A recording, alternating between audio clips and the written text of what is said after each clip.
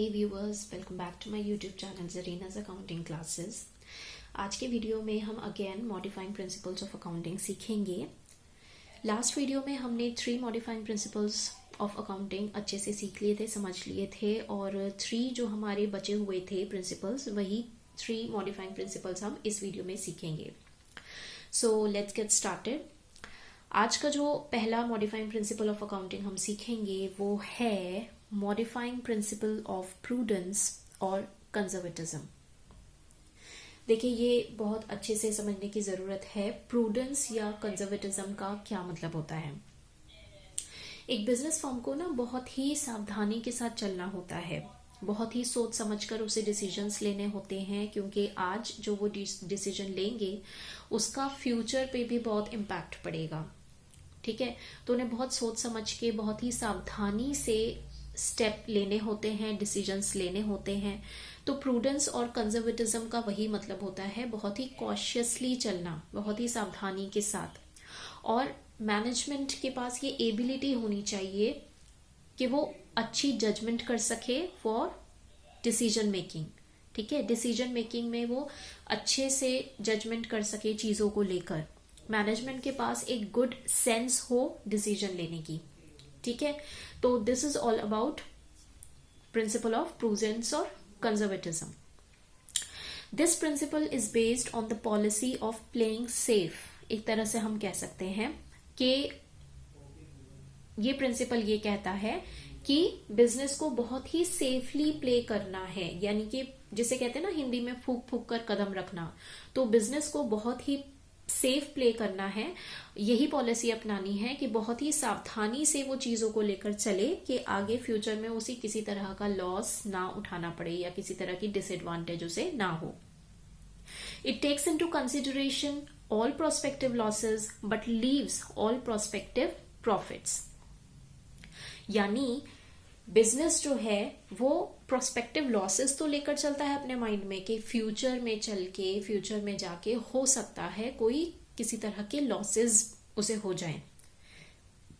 लेकिन अगर कोई प्रोस्पेक्टिव प्रॉफिट्स भी हैं, कोई लाभ भी हो सकते हैं, तो वो उनको लेकर नहीं चलता। सिंपल सी बात है, हम अपनी रियल लाइफ में भी यही सोचते हैं कि हम फ्यूचर के, आज अगर हम मनी अर्न कर रहे हैं तो आज पूरी तरह से उस मनी को खर्च करने के बजाय हम ये सोचते हैं कि हम फ्यूचर के लिए भी थोड़ी मनी बचा कर रखें। हो सकता है आगे का समय इतना अच्छा ना हो जितना आज का है, तो आगे कोई बुरा समय ना आ जाए, उसके लिए हम आज सेव करके चलते हैं अपना पैसा। ठीक है, उसी तरह से ये कहा गया है कि बिजनेस फर्म भी जो है ये तो माइंड में लेकर चलता है कि उसे कोई लॉसेस हो सकते हैं, बट प्रोस्पेक्टिव प्रॉफिट्स के बारे में वो नहीं सोचता, क्योंकि प्रॉफिट्स होंगे तो वो तो उसके पास ही पैसा आएगा। लेकिन अगर लॉसेस होंगे तो उस केस में वो क्या करेगा, अगर वो अभी से डिसीजन लेके, अभी से उसके लिए कुछ स्टेप लेकर नहीं चलेगा, अभी से कोई पॉलिसी नहीं बनाएगा आगे के लॉसेस के लिए। ठीक है, तो यही होता है प्रिंसिपल ऑफ प्रूडेंस और कंजर्वेटिज्म। एक एग्जाम्पल मैं आपको दूंगी। Provision for doubtful debts is created in anticipation of actual bad debts. Debts क्या होते हैं? मान लीजिए किसी बिजनेस फर्म ने किसी को उधार पैसा दिया, किसी भी रीजन की वजह से, उसमें हम इतना डीप नहीं जाएंगे। ठीक है, अब एक प्रोविजन बनाता है बिजनेस फर्म कि हो सकता है ये जो जिसको पैसा दिया गया है, थर्ड पार्टी को, आउटसाइड पार्टी को, वो पैसा देने में असक्षम रहे, पैसा वापस ना लौटाए या पूरा पैसा ना लौटाए। तो वो अपने लिए एक प्रोविजन बना के चलता है, जिसे हम प्रोविजन फॉर डाउटफुल डेट्स कहते हैं। ठीक है, और ये provision for doubtful dates account, जो भी हम अकाउंट बनाना सीखेंगे उसमें भी इसकी पर्टिकुलर एक जगह है।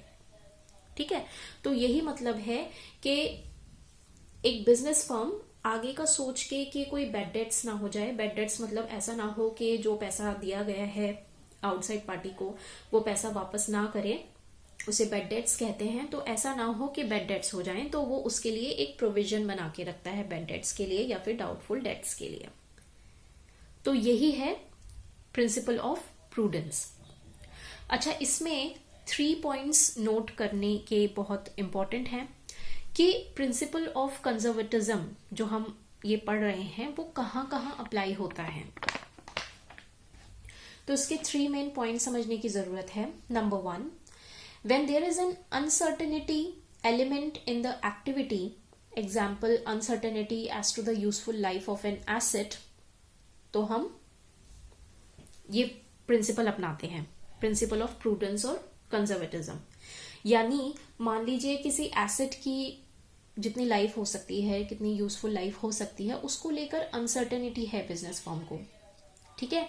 यानी कि एक अनसर्टेन एलिमेंट है इस एक्टिविटी में कि एसेट तो एक्वायर की जा रही है बिजनेस फर्म के द्वारा, लेकिन उसकी यूजफुल लाइफ कितनी मिलेगी बिजनेस फर्म को, उसका कितना फायदा मिलेगा, उसको लेकर बिजनेस फर्म अनसर्टेन है, ठीक है। तो यहां पर वो प्रिंसिपल ऑफ कंजर्वेटिज्म फॉलो करेगा, ठीक। उसी तरह से when there are two equally acceptable methods, the one which is more conservative will be accepted, ठीक है। तो मान लीजिए 2 मेथड्स हैं एक बिजनेस फर्म के सामने, तो जो ज्यादा कंजर्वेटिव होगा, जो ज्यादा बिजनेस के लिए एक तरह से यूजफुल साबित होगा, जो उनके ज्यादा रिसोर्सेज को कम जिसमें लगे रिसोर्सेज, ठीक है। तो जो कंजर्वेटिव प्रूफ होगा, जो अच्छा, जो हर तरह से फायदा देने वाला मेथड होगा, ठीक है, वही मेथड एक बिजनेस फर्म अपनाएगा। Third point, when there is a possibility of the occurrence of a loss और profit, then losses will be consider. ये मैंने आपको स्टार्टिंग में भी बताया था कि दोनों की ही संभावना है, लॉस भी हो सकता है, प्रॉफिट भी हो सकता है आगे फ्यूचर में। तो लॉसेस को तो कंसीडर किया जाएगा, लेकिन प्रॉफिट्स को ओवरलुक किया जाएगा। अगर प्रॉफिट्स होंगे तो होंगे, उसके लिए कुछ प्रिकॉशन लेने की जरूरत नहीं है अभी, लेकिन अगर लॉसेस होंगे तो उसके लिए प्रिकॉशन लेने की जरूरत है। तो लॉसेस को तो कंसीडर किया जाता है, प्रॉफिट्स को नहीं किया जाता है। तो ये 3 पॉइंट्स बहुत ही इंपॉर्टेंट है इन मॉडिफाइंग प्रिंसिपल ऑफ प्रूडेंस और कंजर्वेटिज्म। नेक्स्ट प्रिंसिपल पर हम चलते हैं। Next principle is modifying principle of substance over legal form. देखिए इसमें क्या होता है कि बिजनेस फर्म जो है, जब ये पॉलिसी, ये प्रिंसिपल अपनाता है, तो उसकी ये सोच होती है कि हमें हर चीज लीगल फॉर्म के तौर पर नहीं करनी है, जो लॉ ने हमें दिया है, ठीक है, जो फॉर्मेट लॉ ने हमें दिया है, हर चीज उसके अकॉर्डिंगली वैसे तो करना चाहिए। लेकिन कभी कभी ऐसी सिचुएशन होती है कि सिर्फ लीगल फॉर्म जो लॉ ने हमें दिया है, जो फॉर्मेट, उसको फॉलो हम नहीं कर पाते हैं। कुछ सिचुएशंस ऐसी हो जाती हैं हटकर, जिसमें हमें सब्सटेंस पे ध्यान देना चाहिए कि उस एक्टिविटी का क्या सब्सटेंस है, उसमें कितनी मटेरियल है, वो उसमें क्या मटेरियल है। हमेशा लीगल फॉर्म को हम फॉलो नहीं करते हैं, ठीक है।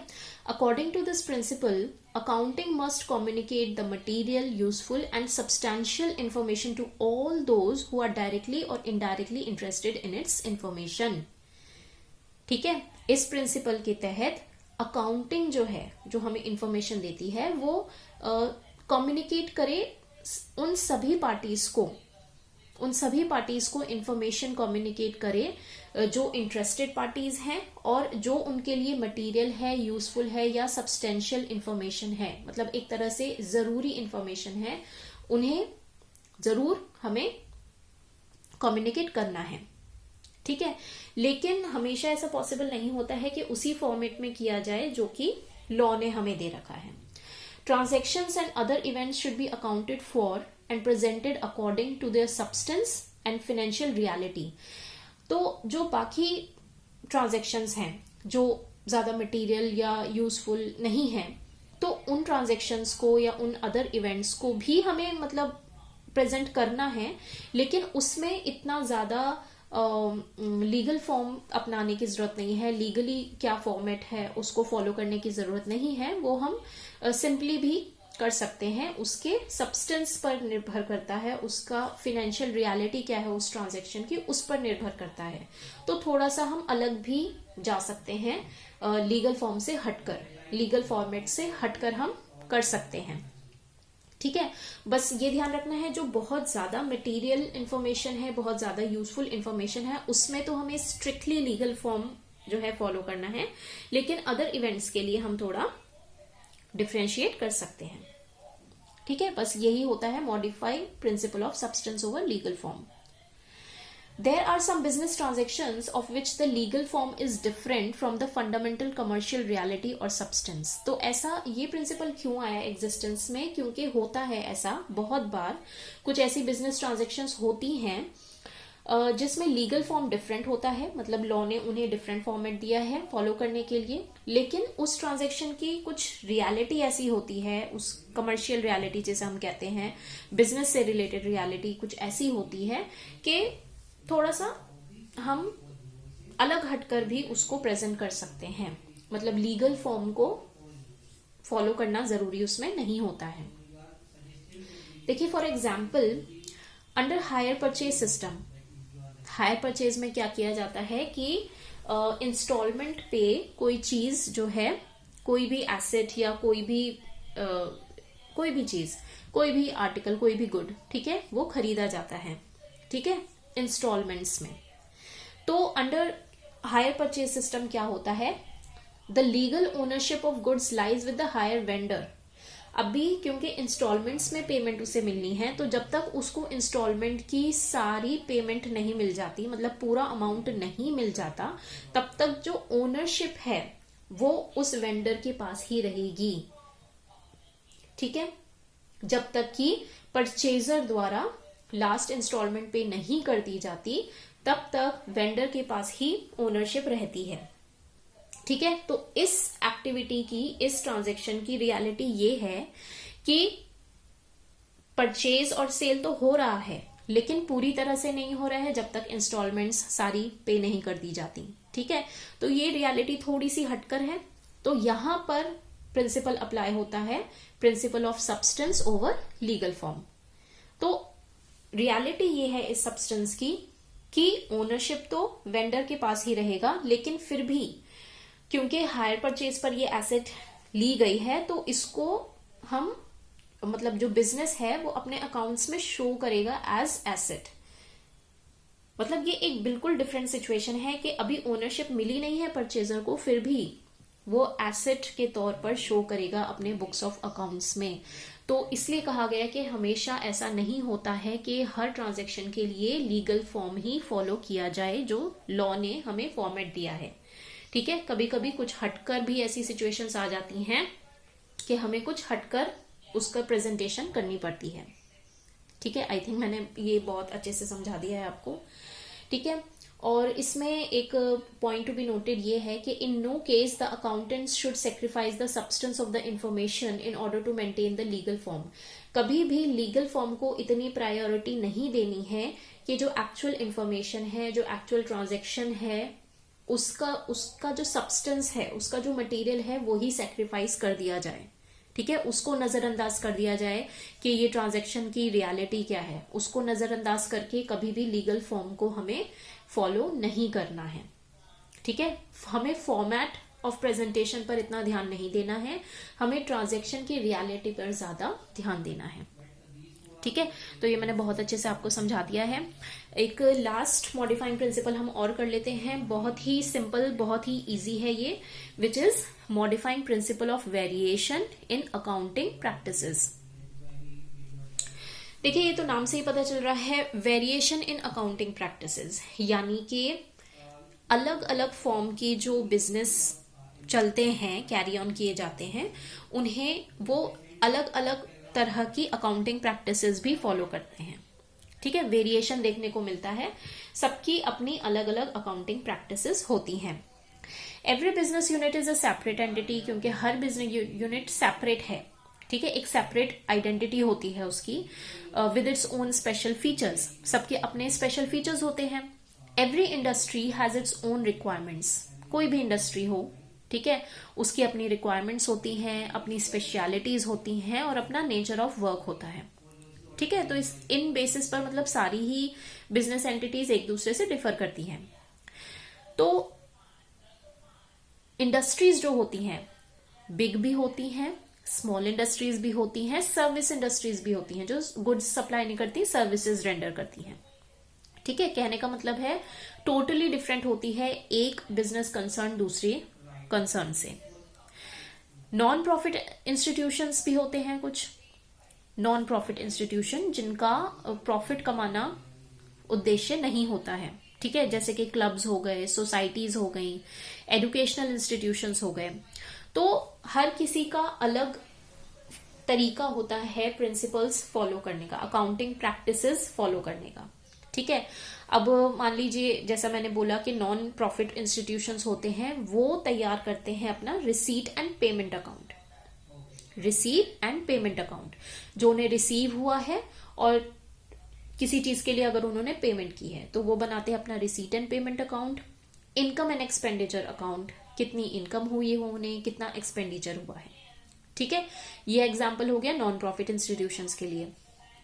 उसी तरह से अगर मैं स्मॉल बिजनेसेस की बात करूं तो स्मॉल बिजनेसेस, शॉप्स, जैसे कि कुछ लोग दुकान खोल लेते हैं अपनी, या कोई इंडिविजुअल ही है, वो अकेले ही अपना कोई बिजनेस स्टार्ट करने की सोच रहा है, ठीक है, तो वो फॉलो करेंगे single entry system, single entry system, ठीक है। और जो बिग बिजनेसेस होते हैं, ठीक है, जो बड़े लेवल पर बिजनेस अपना कैरी ऑन करते हैं, वो फॉलो करते हैं डबल एंट्री सिस्टम। तो ये सारे एग्जाम्पल्स हैं कि जो अलग अलग तरह की कंसर्न्स होती हैं वो अलग अलग तरह की अकाउंटिंग प्रैक्टिसेस फॉलो करती हैं, ठीक है। But sometimes the unique characteristics of an industry requires the departure from accounting principles so as to report the true result of the business. कभी कभी जो जनरली एक्सेप्टेड अकाउंटिंग प्रिंसिपल्स हैं उनसे हटके भी कुछ जाना पड़ता है इंडस्ट्री को, ठीक है। अकाउंटिंग प्रिंसिपल से थोड़ा सा डिपार्चर उन्हें करना पड़ता है, हटना पड़ता है, उनकी इंडस्ट्री का नेचर ही ऐसा होता है। मतलब ये मैं आपको एक्सेप्शन बता रही हूं, एक्सेप्शनल केसेस भी होते हैं, ठीक है। Likewise, there may be a particular practice in an industry which is continuing for quite a long time. या फिर ऐसा भी हो सकता है कि कोई ऐसी इंडस्ट्री हो जहां पर एक ही पर्टिकुलर प्रैक्टिस जो है एक लंबे समय से फॉलो की जा रही हो। तो वहां पर उस केस में क्या होता है कि उस इंडस्ट्री की हर फर्म को वो अकाउंटिंग प्रैक्टिस अडॉप्ट करनी ही पड़ेगी which is prevailing in that industry, ठीक है। For example, if a particular method of providing depreciation is prevailing in any industry, it becomes the industry practice, and an accountant, while preparing financial statements, must follow the accounting practices prevailing in that industry. ठीक है, क्या मतलब है इसका कि अगर एक particular industry में मान लीजिए डेप्रिसिएशन प्रोवाइड करने का एक पर्टिकुलर मेथड अप्लाई किया जाता है, फॉलो किया जाता है। डेप्रिसिएशन के बारे में मैं आपको काफी बता चुकी हूँ अपनी प्रीवियस वीडियोस में।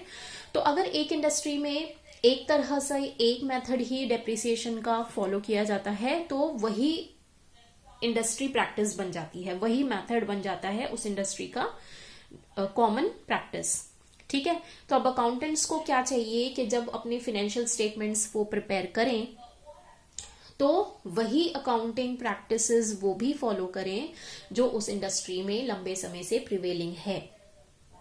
तो यही है modifying principle of variation in accounting practices. तो इसी के साथ ये टॉपिक हमारा बिल्कुल फिनिश हो जाता है, ये चैप्टर भी फिनिश हो जाता है। मैं मिलूंगी आपको नेक्स्ट वीडियो में विद अ न्यू चैप्टर, और डिफरेंट ये होगा कि आने वाली वीडियोस में अब हमारा प्रैक्टिकल पार्ट शुरू हो जाएगा, तो आपको बहुत मजा आने वाला है आगे आने वाली वीडियोस में, क्योंकि हम उसमें प्रैक्टिकली क्वेश्चन करने की सीखेंगे, ठीक है। तो I hope you like the video, please like share and subscribe to my channel.